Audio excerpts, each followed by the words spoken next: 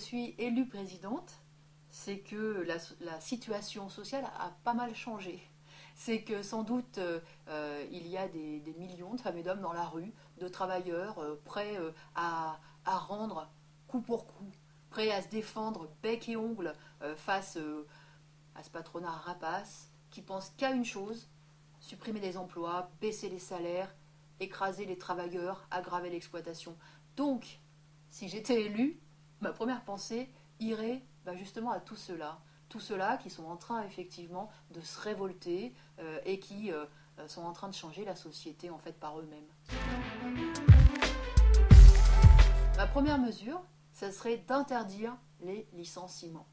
De dire que dans cette période de crise, il est hors de question de rajouter des chômeurs aux chômeurs. Il y a 1 million de chômeurs supplémentaires depuis que la crise a éclaté, depuis septembre 2008. 1000 chômeurs supplémentaires chaque jour. Eh bien, il faut arrêter cette hémorragie, il faut mettre un garrot. Et ça, c'est interdire les licenciements.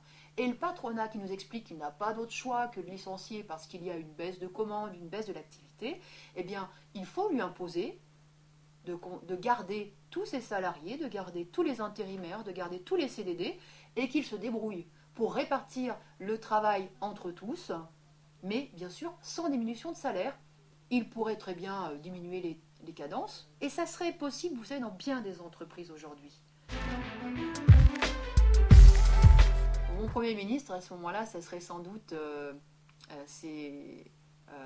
des représentants des travailleurs en lutte. Hein, comme je vous l'ai dit, si j'étais élue, c'est qu'il y aurait sans doute des grandes manifestations, c'est qu'il y aurait sans doute des grandes assemblées générales, il y aurait peut-être des occupations d'usines, des occupations de banques, et que dans ces mouvements sociaux, eh bien, j'espère que se construiraient, oui, des